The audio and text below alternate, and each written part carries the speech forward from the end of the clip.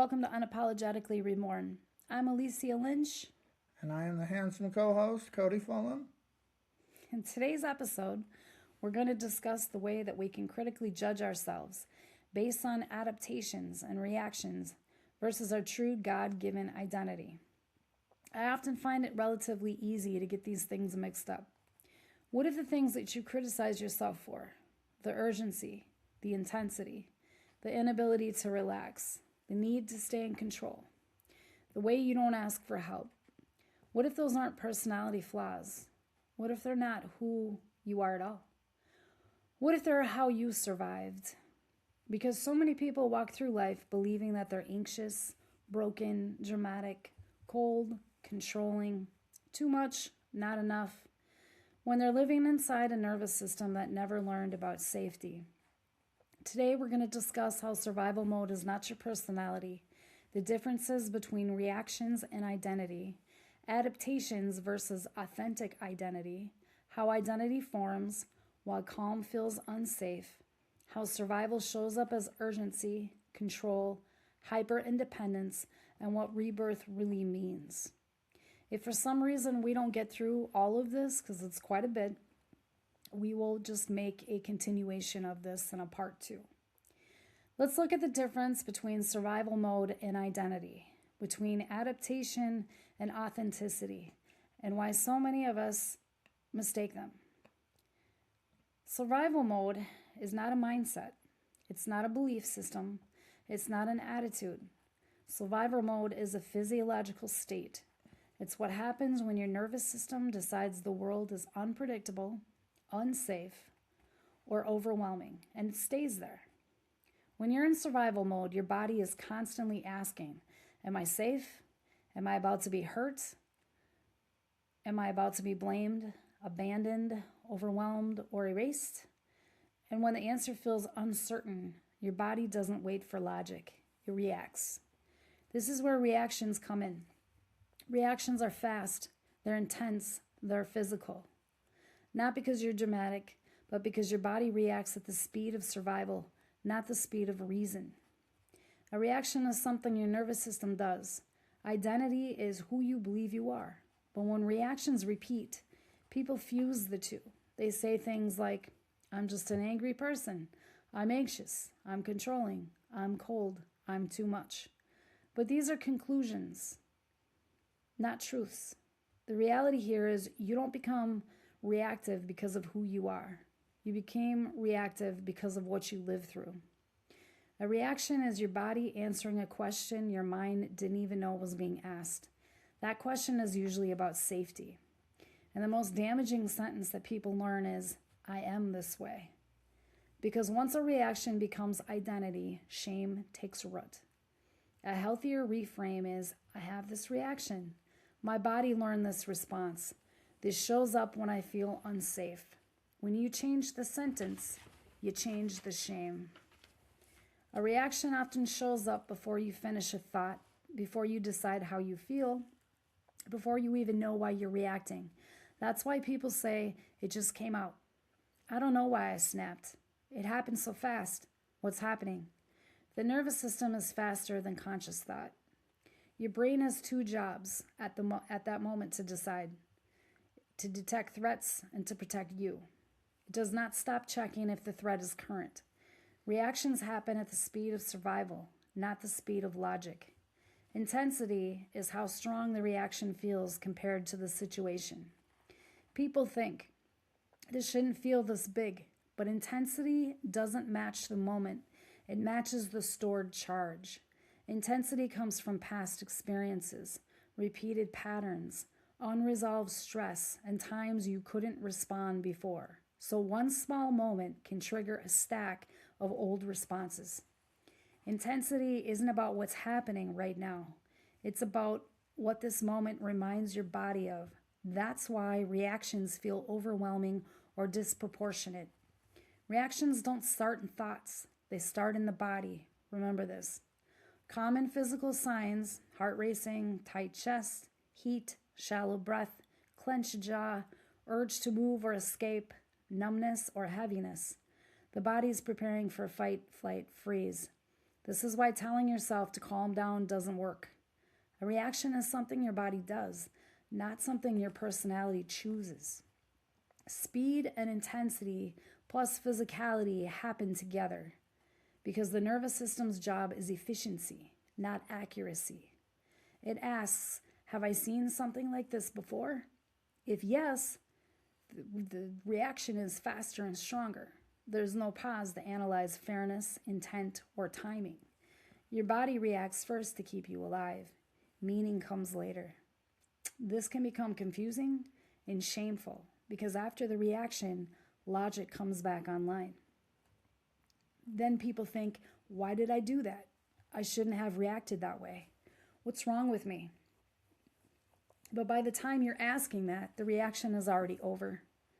Judging yourself after a reaction is like blaming your reflexes for being fast.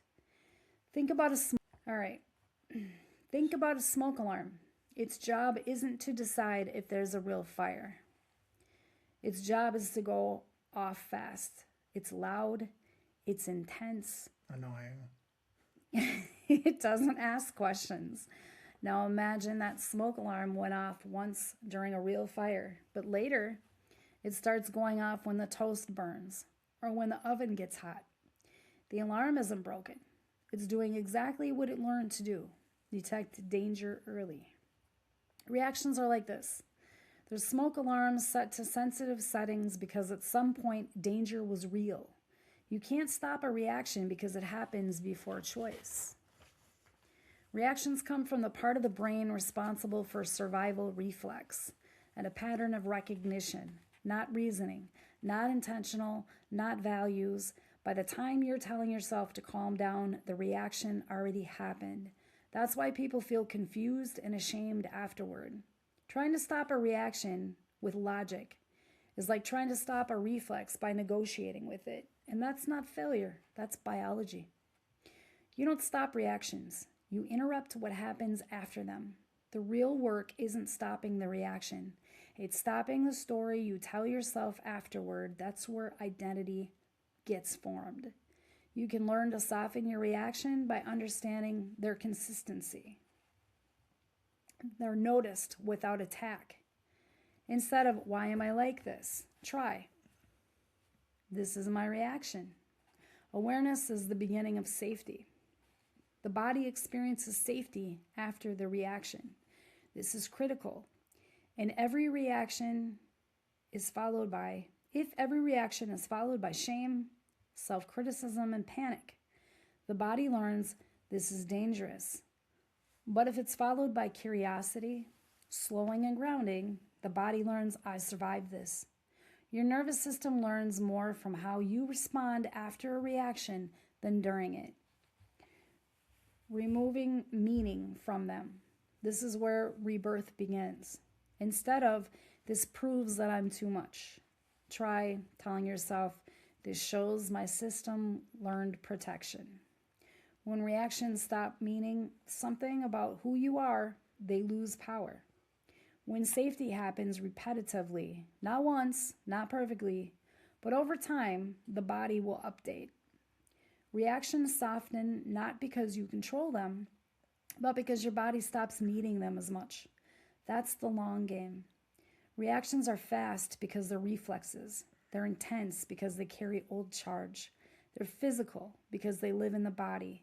You can't stop them with logic, but you can stop turning them into evidence that something is wrong with you. That's where real healing begins. If your reaction feels fast, intense, and physical, this does not mean you're broken. It means your nervous system learned to protect you. A reaction is not your personality. It's your body responding to something it recognizes. When you stop turning reactions into identity, shame loosens its grip. If you find yourself thinking, this sounds like an excuse, try to remember, understanding why a reaction happens isn't the same as excusing harm. Accountability comes after awareness, not before. People just need to control themselves, you think. Control without understanding creates suppression, not change. Real regulation comes from safety, not shame. That's just simple neuroscience. Then if you have a thought, so people shouldn't be responsible anymore? No, responsibility means responding differently over time, not pretending reactions don't exist. Or if you think maybe this is too soft, compassion doesn't weaken accountability, it makes sustainability. Remember, reactions are fast because they're reflexes. They're intense because they carry old charge. They're physical because they live in the body. You can't stop them with logic, but you can stop turning them into evidence that something is wrong with you. And that's where real healing begins. Survival mode prioritizes protection over connection, speed over accuracy, control over rest. And if you've lived in an environment where danger, emotional or physical, was frequent or unpredictable, your nervous system adapted by staying on. Over time, that state stops feeling like a response. It starts feeling like who you are. Staying in survival mode year after year is like running a machine at full throttle with no maintenance. Eventually, there's wear and tear. Physically, your body pays a price for constant high alert. Chronic stress can lead to exhaustion, sleep disturbances, muscle tension, digestive issues, and a host of other health problems. You might feel tired, but tired and wired, unable to fully relax or sleep deeply, because your system is always a bit on guard.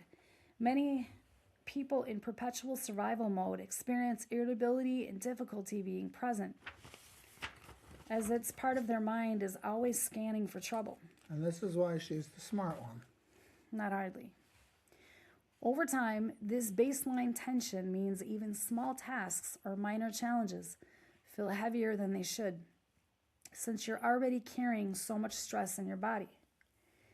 Emotionally, the toll can be profound. Joy and peace become fleeting, if not impossible. One mental health writer described how good moments became places you monitor instead of inhabit. Think about that. You get a promotion or you're enjoying a pleasant weekend, and you can't truly feel it because you're waiting for it to blow up or be taken away. Living braced for impact means any achievement may bring only a brief relief, followed by, now I have something to lose.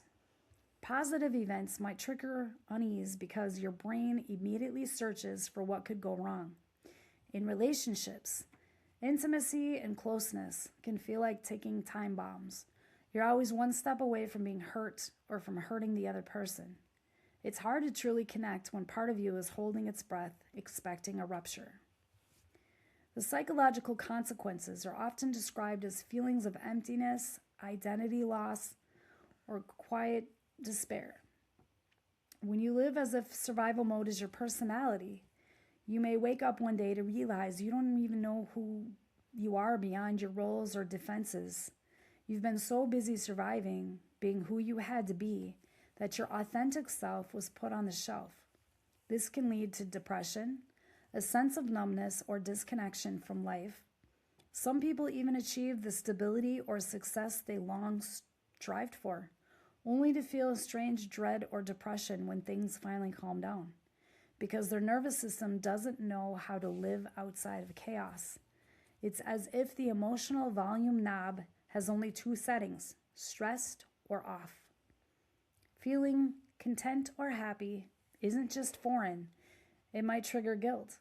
Do I even deserve this peace or anxiety? This won't last. Another long-term effect is perpetual self-blame and low self-worth. When something does go wrong, as things inevitably do in life, people stuck in survival mode often internalize it harshly. Recall that inner rule. If I relax, then I miss something. It's all my fault. Living by that rule creates a relentless pressure to never slip up, which is an impossible standard. It also means that you may carry deep shame, seeing yourself as a failure or broken for being unable to simply be happy or calm like other people. This harsh inner critic is actually part of the survival strategy too, a way your mind tries to keep you in line and therefore safe. If I just beat myself up enough, I won't let my guard down. But over the long run, this self-judgment only tightens the trap reinforcing the idea that you're somehow inherently flawed. Either way, flawed if you stay anxious, and flawed if you try to change. Socially and developmentally, living in survival mode can limit your growth. You may avoid new opportunities or big dreams because they feel unsafe, or because you're simply drained. Your world can shrink to what's manageable. Relationships can suffer. Hyper-independence might prevent deep intimacy, or people-pleasing might attract those who take advantage of you. You might find yourself in patterns of work or love that replicate your trauma, because subconsciously, it's the devil you know. And because you assume this is just me, you might not seek help or recognize the possibility of a different life. All this sounds heavy, and it is, but it's important to understand the stakes. Survival mode helped you survive, but that's not a sustainable way to truly live. As one trauma survivor put it, what helped you survive isn't always what helps you thrive. Realizing this is painful, but it's also empowering. It means there's another way. So what can we do about it? How do we begin to disentangle our identity from our survival strategies, especially when they've been with us for so long? Authentic identity is the core of who you truly are. Your natural personality, preferences, and values when you feel safe and free. It develops in supportive environments when you're allowed to explore and be yourself. In a nurturing childhood, for example, a child learns their needs are met, their emotions are valid, and they're free to explore the world and themselves without fear. This safety... Bored? No. No. This safety lets the authentic self grow. Personality traits from the authentic self tend to be stable and not tied to any specific fear or event. In contrast, trauma-based adaptations are coping behaviors and emotional patterns a person develops in response to traumatic or stressful experiences. These are survival strategies, ways the mind and body learn to protect you during danger or emotional pain. For instance, a child who is naturally calm might start throwing a tantrum in a neglectful home. Because tantrums were the only way to get needs met, outsiders might mistake this for an angry personality, when it was really a learned survival mechanism. In the harsh reality of an abusive or chaotic environment, survival isn't about becoming yourself. It's about constructing whoever you need to be, to minimize the danger and illicit care. In other words, the child adapts by wearing a mask or playing a role that keeps them safe. You become a chameleon, a people pleaser, the hero, the invisible child, hiding your needs and true feelings behind masks that you hope will protect you. Would you like to add anything? No. Very interesting. Are you sure? I'm fine. All right. Well, he always calls me the smart one, and that's not true. I got tired of being, in survival mode, and shouldn't say this, but I'm going to be honest with you, the spaz, so to speak. I got a little bit old, and I really didn't want to go to jail, so better learn about this. All right. That's why we in the audience are learning from you. Yeah, thank you. These trauma-born adaptations were adaptive during the trauma. They genuinely helped you survive or cope at that time, but they can linger into adulthood where they no longer fit the context. Your authentic identity is who you are without those fear-driven masks. Whereas an adaptation is a false self you put on to survive. Think of it like wearing armor or a costume in a war zone. It kept you safe during battle, but if you never take it off, you might forget that underneath the armor is you. Importantly, your real self is still there. As one trauma therapist reassuringly notes, your authentic self is not gone. It is dormant, waiting for the safety you can now learn to create. It's very common to confuse other survival adaptations for innate personality traits. Both we and those around us can mislabel them. One reason is that these patterns often become ingrained early and repeated for so long that they feel normal.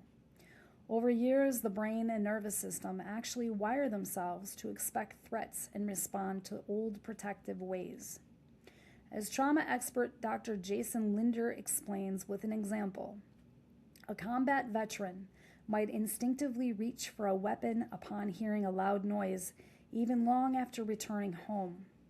Once the brain and the body learn that a certain behavior promotes survival, it can increasingly struggle to unlearn it, even in an entirely different context. In everyday life, this means our bodies and minds keep reacting as if the old danger is still present. The survival strategy that was once necessary tends to kick in on autopilot, so we hardly notice it's a conditional response. It just feels like this is how I am. Another reason is that often reinforce our adaptations as an identity. Other people often reinforce our adaptations as identity. We get labeled based on how we behave with no awareness of the backstory. For an example, someone who's quiet and avoids conflict might be seen by themselves or others as naturally shy or introverted. In reality, that person might be walking on eggshells due to trauma. Perhaps they learned in childhood that staying small and agreeable was the only way to stay safe. What looks like introversion should be trauma-induced people-pleasing. Again, what looks like introversion could be trauma-induced people-pleasing, rather than an inborn trait. Similarly, a person who appears emotionally cold or detached might be judged as having lack of empathy, when in fact there might be emotional numbness, and that's a protective shield that's grown around deep pain. In these ways, many may mistake a trauma-driven behavior as part of the personality, but alas, it's only what he learned to get his basic needs met in a traumatic context. Furthermore, some adaptations are socially admired, which makes it even harder to recognize them as trauma responses. Think about it. Society might praise you for being so independent, so helpful, or such a hard worker, not realizing these traits can come from a place of fear. Our culture often puts certain coping mechanisms or behaviors on a pedestal. For instance, never rely on others or always striving for perfection. And this positive feedback can reinforce the idea that this is just who I am and it's a good thing. In reality, as we'll discuss next, hyper-independence or perfectionism might have begun as ways to cope with hurt. It's easy to internalize these roles. If you were always called the responsible one or the strong one in your troubled family, you likely began to identify with this role. Over years, the false self and the true self blur together. In fact, if a child's survival coping is continuously mislabeled as their personality, the person can eventually start mistaking these adaptations as part of their personality when they never were. The traffic effect is that we may reach adulthood not really knowing our authentic self, convinced that our mask is who we really are. The good news is that once we understand this confusion, we can begin to untangle it. We can learn to see what we thought was a personality flaw, or just by our nature, like being chronically anxious, overly nice, or ultra self-reliant, might actually be a story of resilience, a scar from what happened to us, not an immutable identity. With compassion, we can then start to reclaim the person we genuinely are behind those adaptive traits. Trauma and chronic stress in childhood often leads to characteristic adaptation patterns. These were intelligent responses to dangerous or overwhelming situations, but they tend to persist into adult life, sometimes in disguise as just the way I am.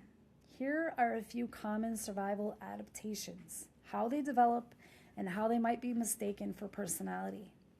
People-pleasing or fawning. This is the fawn response. In trauma talk, Using people-pleasing to stay safe means constantly accommodating others, appeasing and yielding in order to diffuse conflict and earn approval. In a nutshell, fawning is the use of people-pleasing to diffuse conflict, feel more secure in relationships, and earn the approval of others. A child who grew up with volatile or abusive caregivers might survive by becoming very attuned to others' moods and needs, learning that being agreeable and mirroring the imagined expectations and desires of other people keep them from harm. In adulthood, this person might always put themselves last, never express disagreement, and have trouble saying no. Outsiders see a sweet or selfless person. Internally, though, the behavior is driven by fear of conflict or abandonment. People-pleasing as an adaptation often leaves you feeling invisible or unknown because the real you rarely gets to show up. It's important to note this behavior isn't fake kindness. It's a survival script learned to feel emotionally safe. Hyper-independence, intense self-reliance. Independence is a valued trait, but hyper-independence goes beyond healthy self-reliance. It often develops when trusting others led to hurt or disappointment in the past. If as a child you were neglected, betrayed, or had caretakers who were inconsistent, you might adapt by deciding, I can only rely on myself. Hyper-independence is an extreme form of independence, often learned from a young age, that can cause individuals to feel reluctant and unable to ask for help from others. It's basically self-sufficiency on overdrive. You struggle to trust anyone else to support you, and you reuse help even when you're suffering. You refuse help even when you're suffering. Wow, I can read. This can look like a personality that is strong, self-sufficient, even aloof. Indeed, our society tends to applaud independence, which can reinforce the pattern. But underneath hyper-independence is frequency, rooted in trauma, a response to past abandonment or instability, leading to a fear of relying on others. For an example, a child who had to practically raise themselves will carry that I don't need anyone mentality forward. In adulthood, they might be seen as ultra-capable and never burdensome. Yet privately, they may feel profoundly lonely or mistrustful. Hyper-independence is a form of armor. It secures you after disappointment. If I never need anyone, I can't be let down. But it also shuts out the support and intimacy you authentically need as a human being. Perfectionism. Striving for perfection is another adaptation that often germinates in childhood trauma. Many who grow up in chaotic or highly critical environments learn that being perfect, or at least trying desperately to be, reduces the chance of getting hurt. Perfectionism commonly stems from inner shame, especially in the aftermath of childhood trauma. Deep down, the person feels flawed or not good enough, perhaps because they were made to feel that way by neglect or abuse, and so they overcompensate by seeking flawlessness. If you never make a mistake, maybe you won't trigger anger, ridicule, or rejection. This coping logic might be unconscious, but it's powerful. As one therapist explains, rooted in fear of failure or abandonment, perfectionism became a way to avoid criticism, rejection, or further trauma by striving for flawlessness in every aspect of life. A child who only received love when they achieved something, or who was harshly punished for errors, might grow into an adult who appears ultra-responsible, high-achieving, and orderly. People often admire a perfectionist's discipline and attention to detail. What they don't see is the anxiety and self-criticism driving it. Inside, the person may believe nothing they do is good enough. They equate mistakes with being unworthy or unsafe. Perfectionism is thus a shield against shame. If I am perfect, no one can hurt me or see my supposed badness. While diligence and high standards can be strengths, perfectionism in trauma sense is rigid and it's punishing. It's less a genuine love of excellence and more a fear-driven need to control everything, including oneself, to prevent any negative outcome. Over time, this can lead to burnout, anxiety, and a loss of spontaneity or joy as life becomes an endless report card. Do you have anything to add? No, you wonder why kids who try to get into college like Harvard are such stress freaks, aka drink too much coffee, and Starbucks, not employees, buyers. True. And that is a fact of life. Other survival adaptations can include things like hypervigilance, being constantly on alert for threat, emotional detachment or numbness, shutting down feelings to avoid being overwhelmed or hurt, conflict avoidance, withdrawing or freezing in the face of confrontation, and people caretaking, over-focusing on others' need to feel safe or valued. For example, always avoiding conflict might seem like an easygoing, peace-loving personality. It can actually be a protective response to avoid potential triggers associated with conflict. Perhaps born from living in a home where any disagreement led to violence. Likewise, someone who is obsessively prepared for every scenario, always planning, never able to relax, may be living out a trauma response of needing to feel in control and prepared for any recurring traumatic event. We sometimes admire these traits, such as cautious, prepared people. But as with other examples, their origin is survival, not authentic preference. It bears emphasizing that these adaptations are not bad or shameful. In fact, they showcase the remarkable resilience and creativity of the human mind under threat. If you recognize yourself in any of these patterns, it's not because you're broken or fundamentally flawed. It's because a part of you learned how to survive.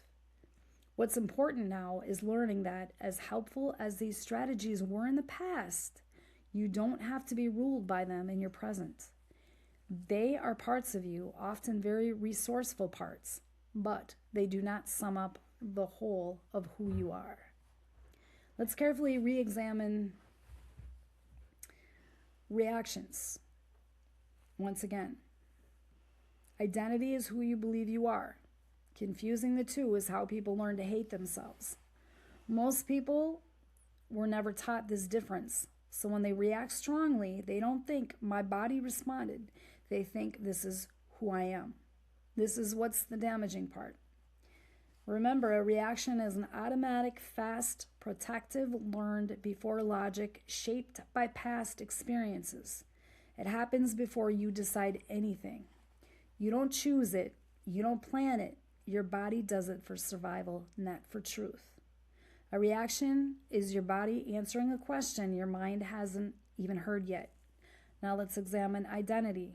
Identity, again, is the story you tell about who you are, the meaning you attach to patterns, the labels you carry about yourself. When reactions happen repeatedly, people start saying things like, I'm dramatic, I'm too much, I'm angry, I'm broken, I ruin everything. But those are conclusions, not facts. Remember, identity is supposed to be chosen. Trauma teaches people to assign it. A reaction is not a choice, it's a reflex. It happens before thinking, reasoning, or intention. A reaction is your nervous system answering a question your mind didn't know was being asked. That question is usually, am I safe? Am I about to be hurt, abandoned, blamed, or overwhelmed? If the body senses danger, real or remembered, it will react. Reactions feel intense because they're fast, they're physical, emotional, protective. They're powered by old learning, not current logic. Your body reacts to patterns, not to time. So even if something is happening right now, the body may be responding to something from then. Reactions live in the body, not your personality. And this is where people get stuck and they may wonder, why am I like this? Why do I overreact? Why can't I just calm down? Reactions don't respond to commands. They respond to felt safety. It is important to remind yourself you can't talk a nervous system out of reacting. You have to show it safety. This is what leads to the ability to change your behavior.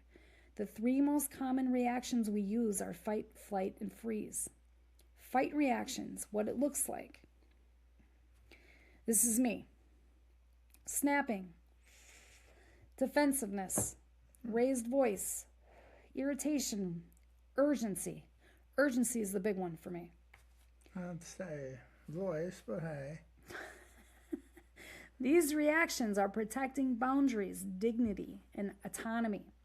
Fight reactions don't mean that you're aggressive. They mean you weren't allowed to protect yourself before. Flight reactions may look like anxiety, overthinking, staying busy, perfectionism, constant planning. These are protecting safety through control and distance. Damn, that's me in a general sense. Flight reactions are the body trying to outrun discomfort. Anything else you want to add? No, I just know that's me. Freeze reactions may look like shutting down, going blank, disassociation, numbness. I don't know. Nope. What they are protecting, survival through invisibility. Freeze isn't laziness. It's the body playing dead to stay safe. Reactions tend to repeat because they worked once. They prevented harm before. The body doesn't update without safety. So the nervous system thinks, this kept me alive. I'll keep doing it. Even when it no longer fits, reactions don't mean you're stuck. They mean your body is loyal. Reactions can and usually create a shame cycle. And it looks like reaction happens equals self, equal judgment, equal suppression, equal buildup, equal bigger reaction next time. Shame doesn't stop reactions, it strengthens them. What helps to soften a reaction? Reactions soften when they're noticed without attack. They're named. The body experiences safety repetitively. The person stops making them mean something about who they are. The goal is never react. The goal is to stop punishing yourself for having a nervous system. Survival mode can blur these lines because reactions happen more often. Emotions are louder. Urgency is consistent. The body is always scanning for danger, leaving someone to think, this keeps happening, so this must be me. But what's really happening is my nervous system learned this once, and it hasn't been taught safety yet. The truth is, you didn't become reactive because of who you are. You became reactive because of what you went through. Let's look at a few examples. For an example, anger, reaction, snapping, shutting down, raising your voice, identity label, I'm an angry person. Truth, anger is often the body protecting boundaries the mind wasn't allowed to have. Example 2, anxiety, reaction, racing thoughts, urgency, over-preparing, identity label, I'm an anxious person. Truth, anxiety is a nervous system that learned it had to stay alert to stay safe. Example 3, withdrawal. Reaction, going quiet, pulling away. Identity label, I'm cold or I don't care. Truth, withdrawal is often self-protection, not indifference. What becomes damaging is someone may begin to believe, I am this way. The sentence fuses reaction into identity. A healthier reframe looks like, I have this reaction. My body learned this response. This shows up when I feel unsafe. When you change the sentence, you change the shame. A sense of urgency can show up when your urgency comes from seeing people, self-identity, with their wounds. You're not trying to rush them. You're trying to interrupt the lie. You can say, I talk about this urgently because I spent years believing my reactions were my character, and that belief did more damage than the reactions ever did. That frames urgency as care. Separating these is where your rebirth comes. These are the moments you stop asking, "What's wrong with me?" and started asking, "What happened to me?" and everything changes. When you're able to separate reactions from identity, shame softens. Curiosity replaces self-attack. Healing becomes possible without self-erasure. Fight reactions don't mean you're aggressive. They often mean you weren't allowed to protect yourself before. Flight reactions: anxiety, overthinking, staying busy, perfectionism, constant planning. They're protecting safety through control and distance. Freeze reactions: shutting down, going blank, disassociation, numbness. I don't know. What are they protecting? Survival through invisibility. Freeze isn't laziness. It's the body playing deads to stay safe. So, sorry to repeat that, but this is a lot to contain, a lot to retain. And it could be anybody who's listening. We're not here to judge you. I have something. She said she has something. Any of us have things in life. Absolutely. Absolutely. And I wrote this down so that I would remember everything that I wanted to talk about. All right. So let's look at, let's see.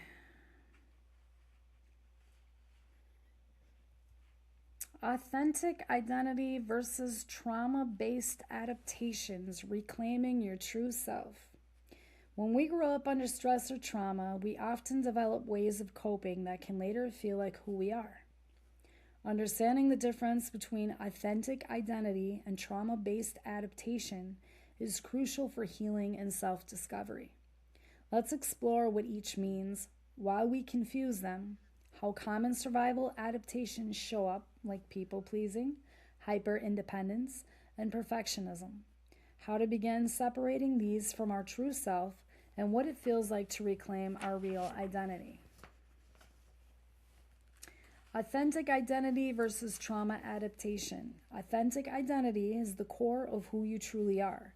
Your natural personality, preferences, and values when you feel safe and free. It develops in supportive environments where you're allowed to explore and be yourself.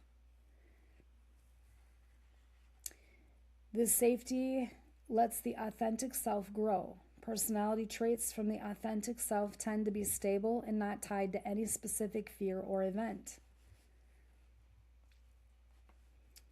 In contrast, the trauma-based adaptations are coping behaviors and emotional patterns a person develops in response to traumatic or stressful experiences. These are survival strategies, ways the mind and the body learn to protect you during danger or emotional pain. Why we confuse adaptations with identity. It's very common to confuse our survival adaptations for innate personality traits. Both we and those around us can mislabel them. One reason is that these patterns often become ingrained early and repeated for so long that they feel normal. Over years, the brain and nervous system actually wire themselves to expect threats and respond to the old protective ways.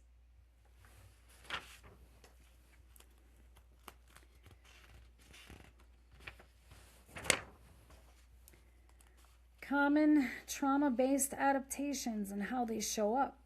Trauma and chronic stress in childhood often lead to characteristic adaptation behaviors. These were intelligent responses to dangerous or overwhelming situations, but they tend to persist into adult life, sometimes disguised as, like we stated, just as the way that I am.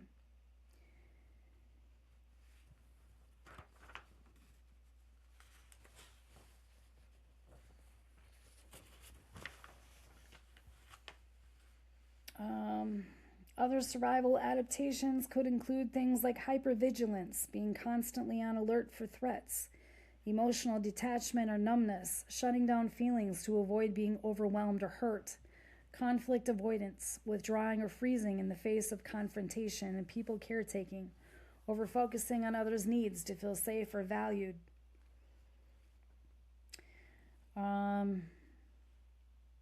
Likewise, someone who's obsessively prepared for every scenario, always planning, never able to relax, may be living a trauma response of needing to feel in control and prepared for any reoccurring traumatic event. There are probably a lot of people who have that issue. Yeah. Men, women, children, old people. Survival adaptations have a clever way of blending into our personalities. You might not even realize that some of your quirks or habits are actually coping mechanisms formed in response to past stress. Let's look at a few common survival mode behaviors that often get mistaken for innate traits. Constant control and urgency. Do you feel a persistent need to manage every detail, or an urgency as if everything is life or death or on your to-do list? This can be a survival-driven need for predictability.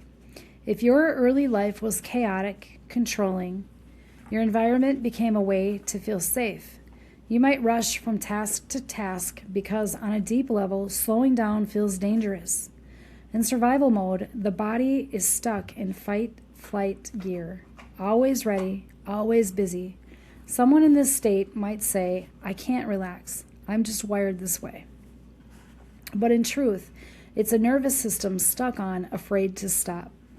Urgency and overworking often reflect adrenaline-fueled coping. For example, keeping yourself insanely busy to avoid the discomfort of stillness. Hyper-independence. Being self-reliant is a strength, but extreme independence, refusing to ever ask for help or trust others, can be a survival adaptation. Often, hyper-independence is a flight response in disguise. You learned early that others weren't dependable or safe, so you decided it's safer not to need anyone. One therapist explained that someone might proudly say, "I've just always been this independent," when in reality, that stance developed because relying on others led to hurt. Hyper-independence is essentially fleeing from the risk of reliance. It's a way to avoid disappointment and protect yourself from being let down or controlled by others. While self-sufficiency got you through hard times, it can also become a prison of loneliness. People-pleasing and fawning. Perhaps you've been labeled too nice, or you never say no. You cater to others' needs at the expense of your own. People often assume that's just your personality, a generous, compliant soul, but chronic people-pleasing frequently stems from trauma. In fact, people-pleasing is not a character trait or a flaw at all. It's a survival tactic learned when asserting yourself felt unsafe around your caregiver. As a child, you may have discovered that the only way to avoid punishment, rejection, or conflict was to keep other people happy. Saying yes kept you safe. Over time, this fawn response became second nature. You anticipate others' needs, over-apologize, and feel guilty when you're not accommodating. Internally, it's exhausting. You might feel disconnected from your own needs even as you smile and comply. Remember, this habit shows how unsafe it once was for you to take up space. It's not who you really are, it's how you survived. Perfectionism and overachievement. Striving for excellence can be positive, but perfectionism fueled by fear is another subtle survival mode sign. If you grew up feeling not good enough or walking on eggshells, you might have learned I must be perfect to avoid criticism or harm. For many complex trauma survivors, perfectionism is about control, the belief that if everything's flawless, you can prevent bad outcomes or negative attention. It's essentially a flight-fight response channeled into self-improved overdrive. One trauma-informed writer notes that in childhoods where love was conditional, the child internalizes, "I only get love when I'm useful or perfect for you." In adulthood, this can appear as perfectionism, people-pleasing, and difficulty being vulnerable or asking for help. You become your own harshest critic in an attempt to feel safe through being flawless. But this is a heavy burden to carry, and it often leads to burnout and a fragile self-worth. Emotional numbing or detachment. Do you pride yourself on being logical or not overly emotional, when in truth you feel very little even during what should be happy or sad moments? Shutting down feelings is a classic survival mechanism linked to the freeze response. If expressing emotion is your past led to danger or was never validated, your system might have decided to turn the volume down on feelings to avoid pain. Emotional numbness, a sense of being disconnected or watching life through glass, is often a telltale sign of long-term survival mode. It's like your heart went into hibernation to protect itself. What looks like a stoic, cold personality from the outside can actually be a wound, a sign that feeling felt too unsafe, so you learn not to feel at all. Similarly, using humor or intellectualization to avoid serious feelings, always cracking jokes when things get heavy, can be a subtle form of detachment. These habits say, I'm keeping emotional distance so I don't get overwhelmed or hurt. Overthinking and hypervigilance. Finally, an overly analytical, worst-case scenario mindset can be another survival holdover. Do you replay conversations in your head, scan people's tone or facial expressions for signs something's wrong, or find it hard to ever switch off your thoughts? That's hypervigilance. Your nervous system constantly looking for threats, it often stems from growing up in an environment where the cost of missing a sign was high. For instance, children of unpredictable or moody caregivers became exceedingly attuned to subtle changes: a parent's sigh, a slight slur in their voice, a slammed door, to predict and prevent trouble. In adulthood, this can manifest as chronic overthinking, difficulty relaxing, and always planning for every what if. You might label yourself as an overthinker or anxious person, but it's important to realize this mental overdrive began as a way to feel safe. You learned that being caught off guard was dangerous, so your mind refuses to rest. Living in this state means your body rarely gets to complete the stress cycle and truly feel safe. It's exhausting. These are just a few examples, but the theme is clear. Many behaviors that we or others dismiss as personality quirks. She's just picky and high-strung. He's super independent. They're a total perfectionist. These may actually be adaptive responses from our past. As one clinician aptly said, what we call personality can sometimes be a learned way of protecting ourselves. These strategies helped you survive in a difficult environment. However, when we carry them into every aspect of our adult life, they start to limit us. They keep us stuck in the past, disconnected from our true needs and potential. Crucially, if we assume, well, that's just who I am, we rob ourselves of the chance to heal. Recognizing these patterns for what they are, survival adaptations, not character traits, is the first step towards change. Now that we've identified how survival mode might be showing up in your life, let's talk about the cost. Living in survival mode indefinitely isn't benign. In fact, mistaking these adaptations for your identity can have serious long-term consequences for your well-being. How can we begin to untangle who we really are from the adaptations that we developed? This process is gentle and gradual. It's not about abruptly getting rid of your defenses. After all, they formed to protect you. Instead, it's about growing your awareness and giving your authentic self permission to step forward as you build safety. Here are some steps and reflections to help you separate adaptations from identity. Notice your protective patterns or awareness. The first step is simply observing your behaviors and inner reactions, especially in situations where you feel stressed or emotional.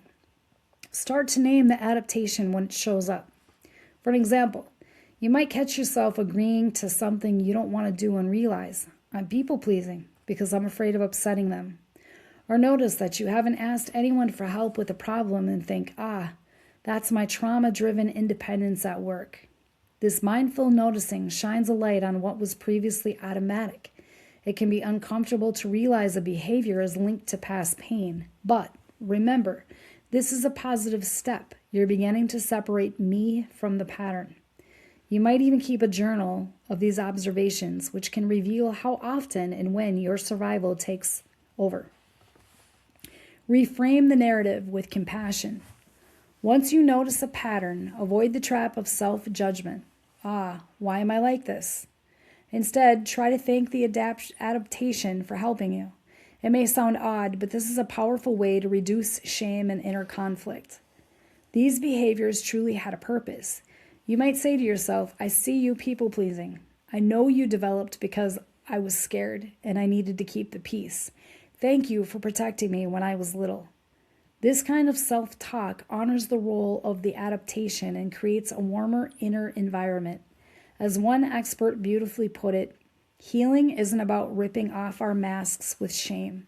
It's about thanking them for their service and with immense courage, gently laying them down. When you approach your patterns with understanding rather than blame, you're already stepping out of survival mode and into your true self-compassion. Tune into your genuine feelings and needs. Trauma adaptations often run on shoulds and fear, rather than on what actually feel or want. Rather than on what you actually feel or want. To reconnect with your authentic self, practice listening to your body and emotions, especially in low-pressure moments. Ask yourself, what do I feel right now? What do I truly need or desire in this situation? At first, you might not know. If you've been numbing feelings or constantly deferring to others, your own desires can be buried. But little by little, you can relearn to hear that inner voice. Pay attention to moments of joy, ease, or interest. These are clues to your real identity. Likewise, notice negative emotions as important messages. For example, let's say you start feeling a lot of resentment about always helping a certain friend. In the past, you might have pushed that feeling away and doubled down on being nice. Now try seeing resentment not as a character flaw, but as a signal. Perhaps you are doing a lot of things because you think you should, rather than because you genuinely desire to do them. That resentment is telling you that your true self is feeling ignored or used. Or if you notice flashes of anger, an emotion you've historically suppressed because it felt unsafe, consider that maybe a boundary is being crossed. That anger has come to tell you that you need to protect yourself and that you need boundaries. By validating these feelings and needs, you validate yourself. This weakens the grip of the old adaptation, which often requires ignoring your own needs. Experiment with small changes. Breaking out of long-held patterns can be scary, so it's wise to start with tiny, manageable experiments, especially proving to your nervous system that it's safe to be a bit more authentic. If you're a people pleaser, you might practice voicing a mild preference. I'd actually rather go to a different restaurant tonight with a trusted friend, or set a small boundary, like not responding to non-urgent work messages after hours. If you're hyper-independent, you might try asking for help with a minor task or confide one vulnerability to someone who cares about you. If perfectionism is your go-to, you could intentionally let a small, low-stakes mistake happen. Maybe leave a minor typo in a casual email and observe that the world doesn't end and that you're still accepted. These actions will likely feel uncomfortable at first. Expect some anxiety as your alarm system goes off because it's not used to this behavior. But do it in baby steps and in this safe context.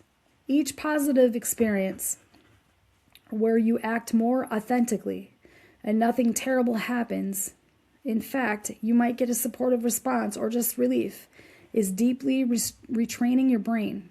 You're teaching your body that it's okay to let go of the armor bit by bit. Seek safe support.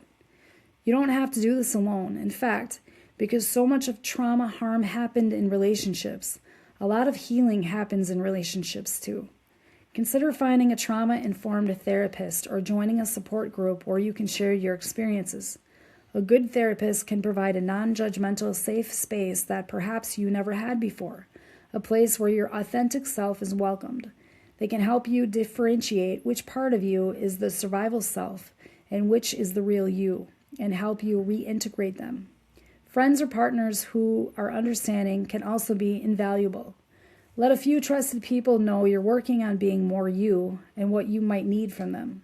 For example, you might tell a friend, I tend to agree to everything, but I'm trying to practice saying no. So it's okay if I sometimes decline plans. I just need you to understand it's about me taking care of myself. Good friends will not only understand, they'll celebrate your growing authenticity. Community and connection are the antidotes to trauma.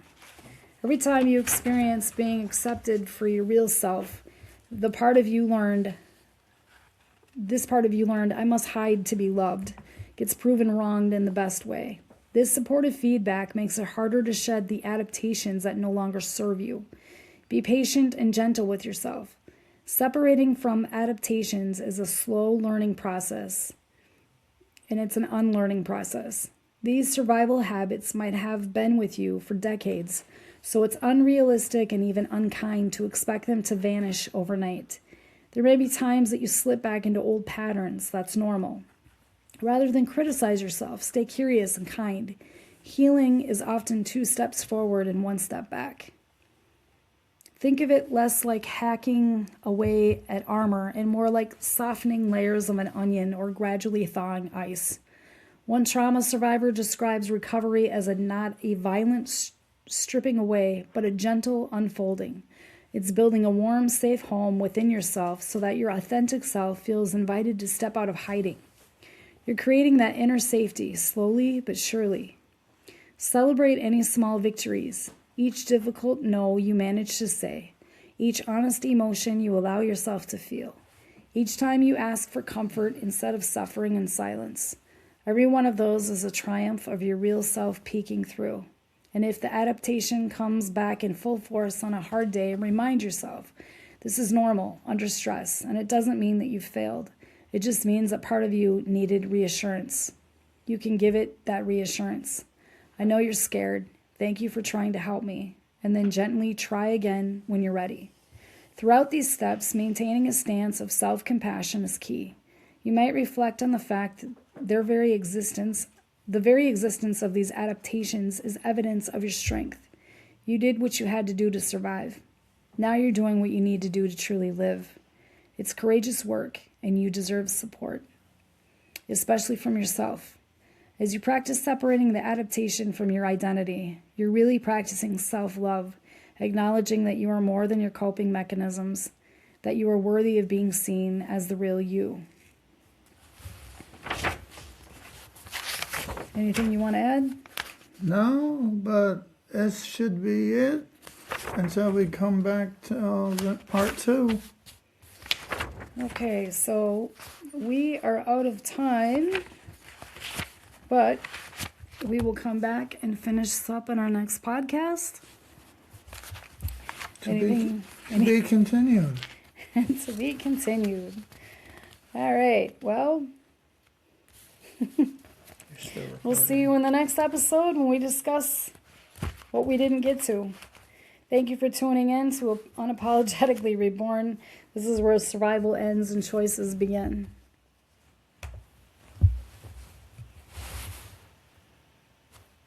It's still going.